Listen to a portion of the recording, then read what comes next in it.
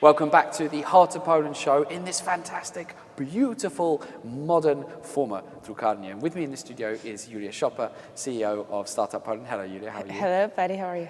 It's funny to see you on this in this particular place because I've interviewed you a couple of times in the past as well and seen you about many places. I'm going to do what we traditionally do on Heart of Poland, which is to ask you to introduce the special items that you brought with you. And Julia has not only remembered them, but she's bought more than one, which is which is fantastic because some guests forget this. So let's go right into it, Julia. What have you brought with you? Your first book. I must say I had the trouble figuring out what I want to bring, so that's why I brought three things. So the first thing that I brought is the book titled Poznaję świat. I'm Learning the World. It's a book published in 1985, the year that I was born. And it's a handbook for children ages 6 to 8 that we would, during the communist times, use to learn about the world. And the reason why I brought it is because this somehow really influenced the way I was brought up and my early childhood. And I wanted to show you, I think this is interesting, I wanted to show you what we were taught when we were 6 during the communist times. So what really striking for me is that this is a very progressive book for children. You have a chapter about Krysia. Krysia lives in the city. And this is very, I would say, gender equal because Krysia, of course, has a daddy. Krysia's daddy is a doctor. Krysia's mommy is a nurse. They're working together. Then they, of course, play and they live and so on. But what is important, I'd like to stress here, mommy is cooking a dinner, but dad is vacuuming the living room. Then her brother is also taking the trash out and making his bed. Krysia is watering plants and so on. So, and do you remember your parents reading this to you when you were a child? I was reading this myself. Come on, I was like 5, so please, I didn't need anybody to read me books. But then you have a chapter about kids living in the countryside. So Piotruś lives in the countryside, and also Piotruś's parents are both very active in a professional way. And there is a big bunch of this book about children living in the countryside, not in the city. And at the end of this book, you also have a chapter about children from around the world. So I think it might be interesting for our audience to see what children from around the world were pictured like in the communist Poland. So of course we have Oleg from the Soviet Union, guys from Romania, Czechoslovakia, the Republic of Germany, but then we also have Ben from the United States. And we have Dolly from England. Typical English scene there. So I really loved this book. It was very, very open, and it has taught us, how to be open, the first chapter is about animals, actually. So it has also taught us to be sensitive to the rest of the world. But there is one thing lacking in this. Something is missing here. And that's why I brought another book. Can I move to the other one? Yes, absolutely. Show your second item. So this is the book called The Bankruptcy of Young Jack. It's a novel for children written by Janusz Korczak, a Polish novelist and psychologist from the last century. And I think this is the only book in the Polish children's literature about entrepreneurship. So the first book that I showed you, the one written during the communist times, there was no single character in the book showing, a store owner or a company owner or a boss. Like everybody was working, but for somebody else, for the greater good of community. Nobody was really owning a company. And here you have a book about a young boy, he's like 10 or 11 years old, and he is starting his company at school, and then he goes bankrupt. So this is extremely progressive, and I wish Poles were stressing this more often today, that it is okay to go bankrupt. To go bankrupt, yeah. You can even write a book for children about it. All right, well, let's go straight on to your third book then. I will. And then we're going to come back to a couple of the themes that you picked up on. Okay. So this is the third thing. I think this is the most boring one. This is the Polish Startups 2018 report, and this is very much related to what I'm doing right now. So right now I run Startup Poland. Startup Poland is the largest technology think tank in Poland. And our mission or our vision is to have more and bigger startups, technology companies in Poland. And the way we believe that we can execute on that mission is by promoting the best business and regulatory practices so that we can create a very good ecosystem for entrepreneurial attitudes and for companies to grow. So we're going to come back to that report which you've got from 2018, because your reports are becoming more and more influential, getting more and more submissions from startups. And I just want to come back to your two books. So what I found interesting was the gender parity in that first picture book that you had.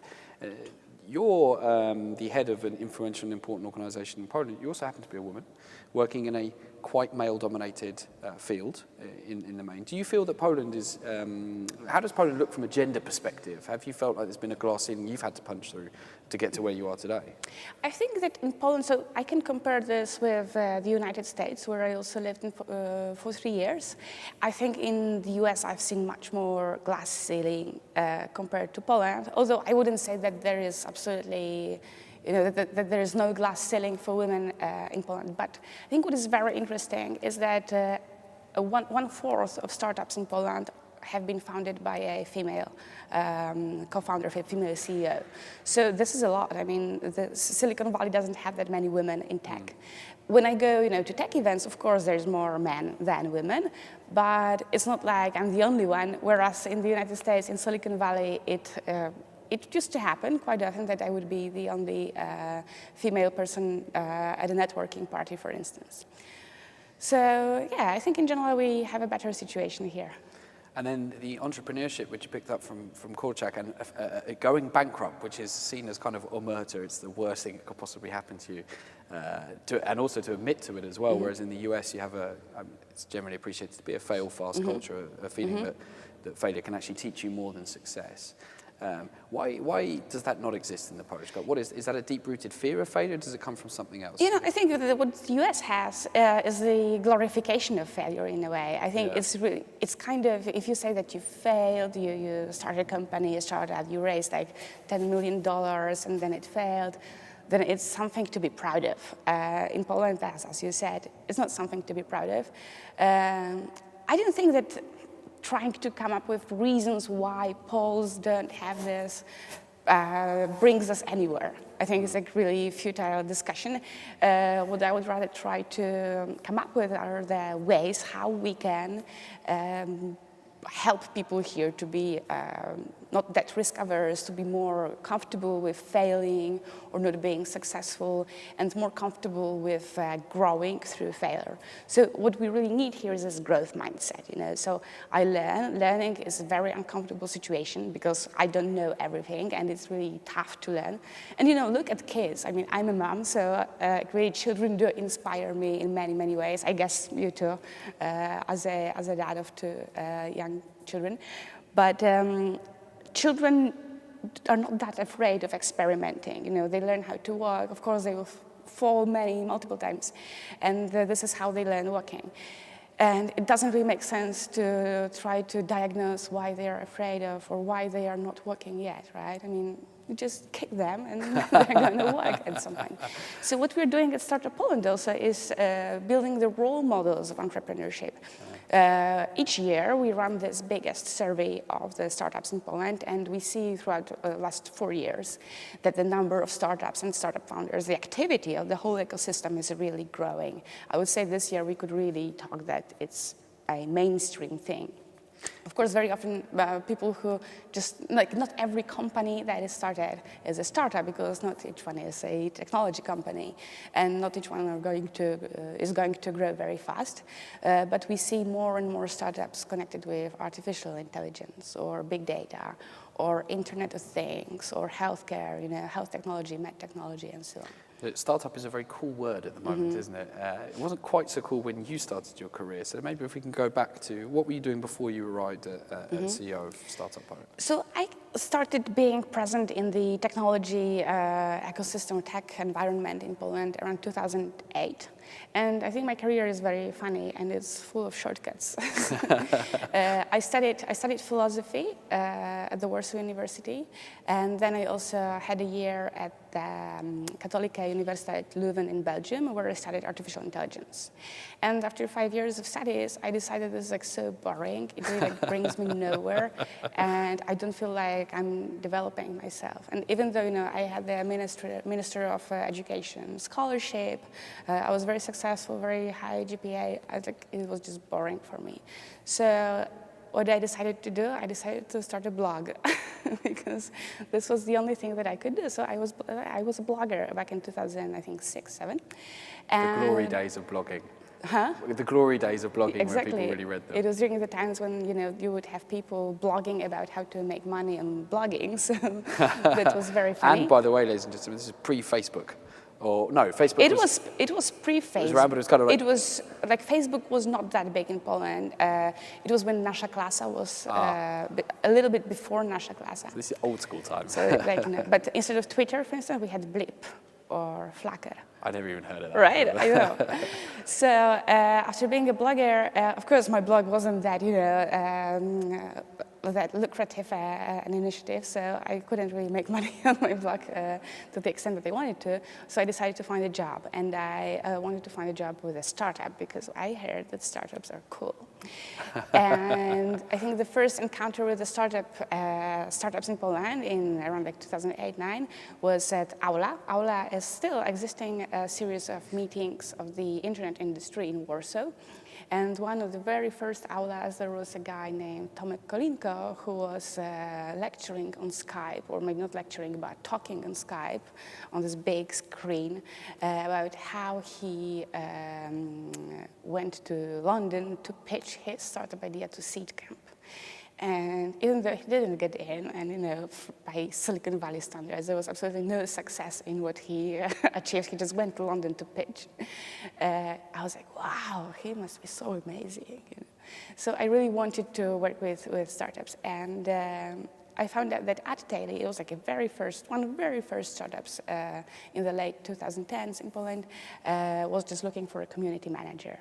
So I sent my application. And since I was an experienced blogger myself, and they were building tools for bloggers to make money on their blogs, I was a perfect fit for the company. They decided to pick me. So we had a very lovely, almost 2 years working together. And this is how I really got into that space. Now the whole environment has changed so much Absolutely. in that time. I remember Warsaw 10 years ago, and it's just such a big difference. How would you assess today's tech startup environment in Warsaw and obviously in Poland? I think it's much bigger, much more mainstream, and everything when it becomes mainstream is not that cool anymore, and there's less value involved. So I think this is a great phenomenon, and this is something we should be very proud of, that there are so many events for startups and tech conferences and meetups and competitions, accelerators, incubators, and so on. But on the other hand, it's like you don't really need to work on a breakthrough technology to be a startup anymore. I mean, there is a lot of bullshit apps being on the market, trying to raise money, claiming they are startups, or people who have absolutely no business idea, no idea how to make business out of their startup idea, and still claiming Hamsters on the wheel. Exactly, blowing smoke about how cool the next big thing they are working on is going to be. Although, when you go to Silicon Valley, this is completely standard, and it's very typical. So I think if we are to be, or to grow as a startup ecosystem, we should not be that dismissive of startups that are not that sensible business ideas, right? I mean, this is kind of a plankton or element of the ecosystem that there has to be so that the others can grow. And very often when you have failed startups, then the ones that are growing and that need to hire new people, they're actually hiring from these failed startups. So that's why we talk about the ecosystem, not just a market. Yeah. So where is Poland in the rankings then? There must be some rankings for... Yeah, absolutely. There's no unicorns in this country, is there? So. Yeah, that's true. But I think there's like a lot of narratives are about how are we going to breed yet another unicorn from Poland. And it's lovely to dream about unicorns. I think it's very stimulating for your imagination. Like imagine these horses with corns on their, with the horns on their forehead. And But in entrepreneurship, it's not just about building one big company. It's about building the whole ecosystem of small, medium companies, maybe a couple of bigger ones. So I wouldn't say that number of unicorns is the only metric that tells you how healthy the entrepreneurial scene in a country is. Unfortunately, there are no international rankings of startup ecosystem. I mean, there are some, but they have very, I would say, rudimentary data. Yeah. When you compare their data sources with this, it's like nothing. I'm really proud that this year we collected 1,100 survey responses for the poll that we designed for this report. And so, you know, that's a representative sample. If this is only 30% of the ecosystem, you can estimate that there's around 3,000 startups, 4,000 startups in Poland. So I think it's a very, it's quite a big number for a country where, you know, in the children's books 20, 30 years ago, there was absolutely nothing about entrepreneurship. I definitely want to come back to what that report tells us, but I'm so curious. Do you think there's something entrepreneurial about Poles? When you've travelled the world, you've been to many different. You know, obviously there's that US scene, and obviously there's many countries doing it, Israel, the UK, etc. But what is uniquely Polish in the startup scene? Is there something? Uniquely, I mean, I will try to focus on the positive side. I think this is being hungry. So the more hungry you are as a founder, the bigger your ambitions are, and you really want to do everything to satisfy your need, your hunger. So I think the more hungry the people, the better, faster the growth of their companies. And I would say, at least my generation, we were extremely hungry because we have seen, you know, Ben from the United States, all these cool children from the Western world who had everything and we didn't, and we really wanted to be like them, right? So we wanted to build companies, kind of figuring out that maybe building your own company is something that will help us satisfy that hunger. It's often said that Poland's about to or is in the middle income country trap, where right. It's kind of going to be comfortably where it is now. Yeah, I think the trap is it's not just about the middle income, but it's also the population size or the market size. So 38 million people is something that lets you build a company that, say, employs 30, 40 people and pays everybody a decent salary, but it's really hard to scale the business just being focused on the Polish market. So when I travel, to Latvia, right, Lithuania, Slovakia, Czechia, and so on, these countries, like startups in these countries, they do not think about the Estonian market or about the Slovak market, right? I mean, they need to go global from the day zero. And this is something that, if I were to say what I'm a little bit maybe disappointed with or disillusioned, is the level of export or openness to foreign markets by startups in Poland. So we always measure, how global the Polish startups are. And there is unfortunately, the trend among startups is that each year, less and less of them are exporting their services. Less and less. So this year, there was 46% of startups that were saying that they are selling their services, technologies to customers outside of Poland. Whereas in 2015, 4 years ago, it was 54. So it's slowly dropping down, unfortunately. Is that because you had more respondents and somehow that's quite that was our hypothesis at the beginning, but we did some, cross-matching and so on, and it turns out that this is a trend, perhaps also caused by the fact that more startups are targeting their products to the business sector, so in the B2B model, and the more open the businesses, the big businesses in Poland are to using the services provided by tech startups here, the less appetite you have for foreign markets, right? Yeah, staying comfortably where you are and perhaps losing that hunger. So this, we're getting down to this the topic of hunger, right? You are not that hungry enough anymore. Did you? Were you always interested in business, and how was that encouraged? Did your family encourage you in any way? No, my family is not business-wise, unfortunately. So where did that particular I don't know. spark? I have absolutely no idea. What keeps you going, for example, Julia? Because you must do a lot of talks and discussions about that report. You're probably sick of holding it by now. No, I love it. Although I'm sure you're very proud of it as well. What keeps you going? What particular pleasure do you get, particularly from the work you do at Startup Poland? Oh gosh, that's a tough question. I know, I'm sorry. I have been recently thinking about my life view and work view. I think that people, like every single person has some levels of energy. I think I have naturally high level of energy. And my kind of like my personal philosophy is that a person's obligation, like a moral obligation, is to make the best use of the energy that you have been given by the act of being born, right? So it's just this energy that keeps flowing from me, from inside, and I think it just keeps me going in a way. What are you most proud of from this period, this tenure at Startup Poland? Have you had any big changes, big ticket changes that you guys have helped influence? Yeah, I mean, absolutely. So I'm very proud of a bunch of things. I'm very proud of. I'm proud of Startup Poland having a really, like we can really say that we are the largest technology think tank in Poland. When the organization started, the idea was to build the voice of startup community so that startups are heard by the public sector or the media, the journalists, and so on.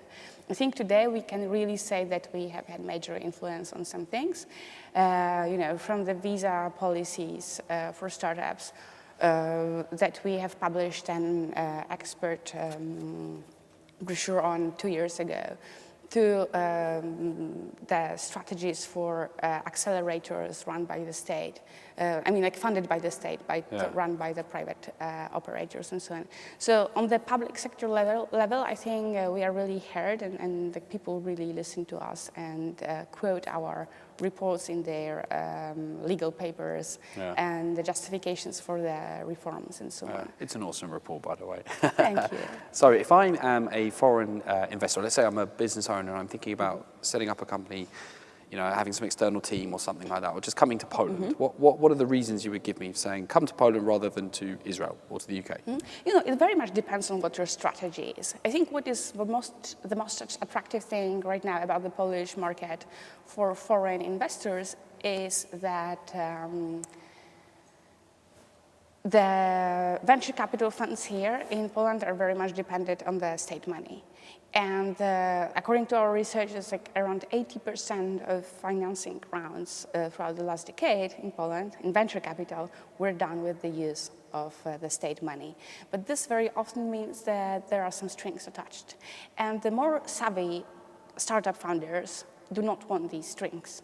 So I think if you really have a good offer for startups, the top startups, especially the ones that are looking for a Series A, you are in a privileged position here. And then the other thing is that we have kind of like a Series A crunch.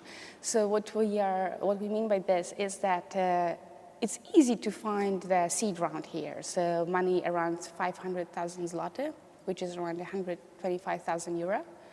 This is extremely easy, but then it's really hard to find or like raise a round of say 5 million zloty, which is above 1 million euro, right? So if you are at this stage where you can offer anywhere between 1 to 5 million euro, I think this is your place to come. And the companies here are still very cheap compared to Silicon Valley or Israel. As a foreign investor, however, you will you might encounter some obstacles when it comes to mentality, working with startup founders, or maybe not even mentality, but the level of know-how. So we don't know, as in general, of course there are exceptions, very notable exceptions, but in general, startup people here in Poland don't know how to sell, how to convince, how to do biz dev. And very often they get discouraged by being, rejected. So we're getting back to this failure thing, right? So if you're an investor that not only has money, but also is eager to coach startup founders about building business models and selling, here you can find really good technology teams, right? Yeah. Because the technology side is extremely strong, extremely strong. Yeah, we've got some amazing programmers, haven't we? And yet there's this sense that for some reason Polish people can't sell themselves in pitches and on their websites. You know, they've got ugly English mistakes when they are trying to go global. Does that frustrate you? No, it really doesn't. I mean, I am aware of this, but I don't think frustration gets us anywhere. So it's really better to make everything that we can in order to help people build the skills that they don't own right now, don't possess right now. If you could talk to the 5-year-old Julia who was reading that book, what would you tell her now with the perspective of your life that you've had and everything you've experienced? Again, I think I would tell her like all these things that I tell my 5-year-old son right now. So, you know, like just figure out what you... So first, I would definitely encourage her to test many different areas of activities, you know, drawing, building robots, painting, arithmetics, mathematics, engineering, computer science, and so on. So I must say, when I was a kid, and we had computer science at school, I think it started at the 4th or 5th grade, so we were around like 10, 11. And the whole computer science lessons for the next 5 years were just typing keyboard. And so it was like the art of typesetting, basically. Yeah. So it was the only thing that we were learning. And then at high school, we had real computer science. But since there were just 15 or 16 computers, and our class was 30 people, we were divided. And we were divided into groups by gender. And I think, I don't know if this is still happening, but you can imagine that the boys' group had a different curriculum than the girls' group. So what the girls had was Microsoft Word, Microsoft PowerPoint, and Microsoft Excel. The Excel was a very rudimentary or very basic level. While the boys, they had the command line and Pascal and some intro to, oh, they also had logo, you know, this little funny turtle that is drawing things.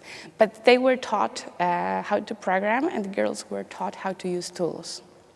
And what do you see with your son now? Do you see more from the education side of things? Do you see any focus on entrepreneurship in any way? So when he told me in summer that he's going to plant watermelon on the balcony so that he can later sell them downstairs to our neighbors, I think there must be some entrepreneurial spirit inside. But we also talk a lot about money at home, but not like, you know, talking about how much who has and so on, but talking about where the money comes from and that it does not grow in trees.